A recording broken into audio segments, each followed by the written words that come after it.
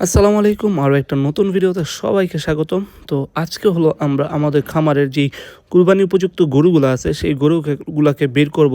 আর সেই গরুগুলাকে বের করার অন্যতম কারণ হলো যে যেহেতু সামনে কুরবানি চলে আসছে, আর আমাদের একটা খামারে যেটা সবচেয়ে বড় সমস্যা ছিল, বর্ষাকালের দিক থেকে আমাদের খামারে একদমই ঘাস ছিল না, যার কারণে আমাদের গরুগুলাকে ওইভাবে আমরা ঘাস প্রোভাইড করতে পারি নাই। তো আলহামদুলিল্লাহ বেশ ১ মাস যাবৎ গরুগুলাকে প্রপারলি প্রচণ্ডভাবে ঘাস দেওয়া হচ্ছে। তো গরুগুলাকে আল্লাহর রহমতে কিছুটা হলেও পরিবর্তন হওয়া শুরু করছে। তো যেহেতু গরুগুলা পরিবর্তন হওয়া শুরু করছে, আর আমাদের যেহেতু এই কুরবানিতে বিক্রি করার টার্গেট আছে, তো আমরা ভাবলাম যে এই গরুগুলাকে এখন ওজন দেওয়া উচিত। তো সেই জন্যই আমরা গরুগুলাকে বের করলাম ওজন দেওয়ার জন্য। আরও হলো আমাদের খামারের জনসিনা, ও কিন্তু মাঝখান দিয়ে একদমই ভেঙে গেছিলো, মানে ৬-৭ মাস ঠিকমতো খাবার পায় নাই বিভিন্ন কারণে, ঘাসের সমস্যা ছিল বা আমারও একটু সমস্যায় ছিলাম। ৬-৭ মাস ঘাস পায় নাই, তো ও কিন্তু মাশাল্লাহ এই আগের বছরই এরকম ওজনেরই ছিল। তো মাঝখান দিয়ে ও ঠিকমতো খাবার পায় নাই, তো ওর ওজন অনেকটাই কমে গেছিলো, ৫৫০ কেজির মতো হয়ে গেছিলো। কিন্তু এখন কিন্তু আল্লাহর রহমতে গত ১ মাসে ভালো মতো খাবার দেওয়ার পর ও কিন্তু অনেকটা পরিবর্তন হয়েছে। তো ওর কিন্তু এখন মোটামুটি ওয়েট আছে প্রায় ৬৫০ কেজি। তো আমরা আশা করতেছি এভাবে খাবার প্রোভাইড করতে থাকলে হয়তো বা ঈদ আস্তে আস্তে ওর ওজন ৭৫০ থেকে ৮০০ কেজি হবে ইনশাল্লাহ। আর ও কিন্তু আমাদের খামারের সবচেয়ে পুরানো গরু। আমরা যখন প্রথম খামার করি আরও ২ বছর আগে, তখন কিন্তু ওকে আমরা কিনছিলাম, তখন ওর ওজন ছিল মাত্র ৩০০ কেজি, মাত্র ২৫০ কেজি। তো ওর কিন্তু এখন ওজন মাশাল্লাহ প্রায় ৬৫০ কেজি হয়ে গেছে। তো এইটাই। তারপর হলো আমাদের খামারে কিছু দেশাল গরু আছে। এবার আমরা কিছু গরু কিনছি, মাত্র ৫টা গরু কিনছি মানে কুরবানির জন্য, আর ৫টা গরু এই দেশাল গরু। তো দেশাল গরুগুলোর মধ্যে এই গরু হচ্ছে সবচেয়ে বড় আলহামদুলিল্লাহ। তো ওর কিন্তু বর্তমান এখন ওজন আছে প্রায় ৪০০ কেজির মতো। তো সবাই দোয়া করবেন।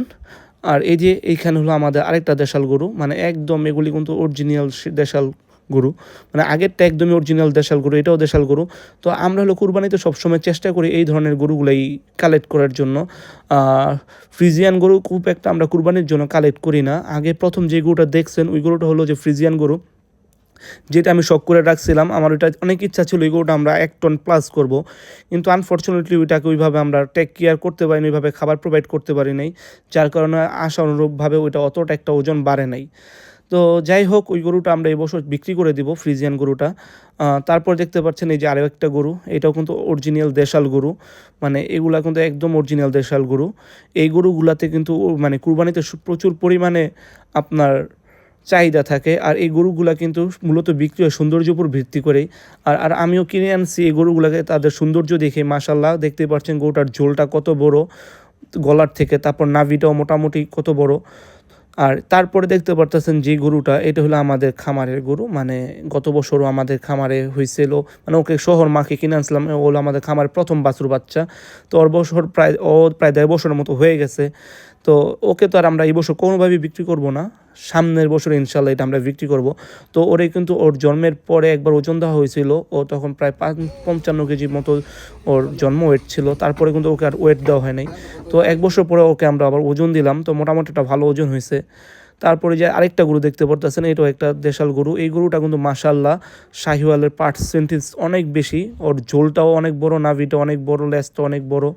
যদিও ওর ওজন খুব বেশি একটা না, মাত্র ২৫০ কেজি। তো এটাও ইনশাল্লাহ আমরা যদি এবছর রেডি করতে পারি বিক্রি করে দিব। সবাই আমাদের জন্য দোয়া করবেন যাতে আমরা আমাদের এই গরুগুলাকে পরিপূর্ণভাবে কুরবানির জন্য প্রস্তুত করতে পারি, আর কুরবানি পর্যন্ত যাতে আল্লাহ তাআলা ওদেরকে সুস্থতা দান করে ওইভাবেই যাতে লালন পালন করতে পারি। আর আরেকটা কথা, যারা হলো আমার ভিডিওটা আজকে দেখতেছেন, সবাইকে অসংখ্য ধন্যবাদ। আর যারা আমার ভিডিওটা দেখতেছেন অবশ্যই আমার ভিডিওটা শেয়ার করবেন। আর এই ভিডিওটা সবচেয়ে বেশি যে শেয়ার করবে তাদের মধ্যে যেই কোনো একজনকে আমরা একটা প্রাইজ দিব ইনশাল্লাহ। তো দেখি কে কে এই ভিডিওটা প্রচুর পরিমাণে শেয়ার করে সবচেয়ে